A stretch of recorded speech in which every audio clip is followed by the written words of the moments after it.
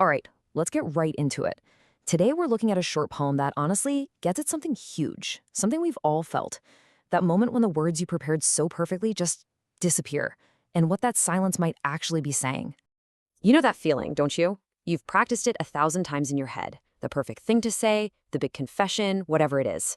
And then, when the moment actually comes, poof, your mind is a total blank. Yeah, that's the feeling. That incredibly frustrating, but also superhuman moment is exactly what we're unpacking today. So here it is. This is the whole poem, 4 little lines. It might look simple, but it tells a complete story, A story of big dreams, painstaking preparation, and then this sudden, shocking surrender. It's like this tiny little bottle holding an entire ocean of feeling, and we're about to dive in. All right, so first things first, let's talk about the plan. Because, this wasn't some spur-of-the-moment thing. Oh no, the speaker had a really specific, really ambitious goal here. And right off the bat, these first 2 lines show us it's a 2-part plan. It wasn't just about telling them something, it was also about showing them. One is about speaking, but the other, that's about a powerful visual demonstration. And you gotta understand, this difference is everything. Saying is one thing, right? You're sharing information, you're revealing the vulnerable state of your heart. But showing, whoa, that's a whole different ballgame. That's about making them witness the sheer force, the absolute beautiful chaos of this love. So let's break down this phrase, hal-e-dil, because it's so important. It's not just, hey, here's how I feel. No, no, no. It's like the full, unedited transcript from your soul. The speaker wanted to put it all out there. The good, the bad, the entire story inside.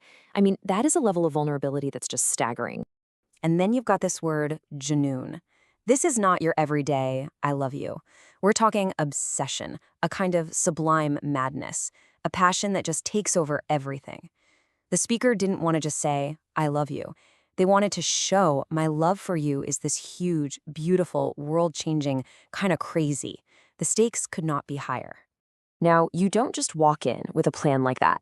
You have to prepare. And wow, did our speaker prepare. This wasn't just going to be a conversation. They were crafting a work of art. And this line just perfectly captures the effort, right? The speaker didn't just bring words, they brought Nagmey, melodies. That suggests something composed, something beautiful, something meant to hit you on a level way deeper than just plain old speech. I mean, that image is just, wow, scraping the heart. It's not a gentle process. It's this painful, deliberate digging. It suggests the speaker went deep into their own soul, into their pain and passion, to find the raw material for these melodies.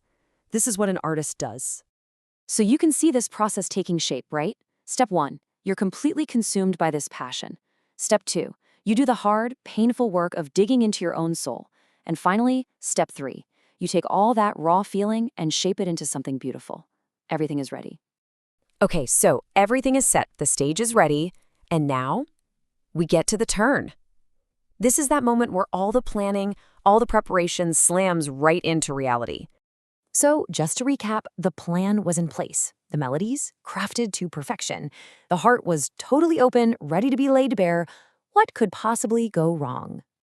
And then this happens. The one line that flips the whole script. After all that work, all it took was a single look at them. And the words, they just left, walked right out the door.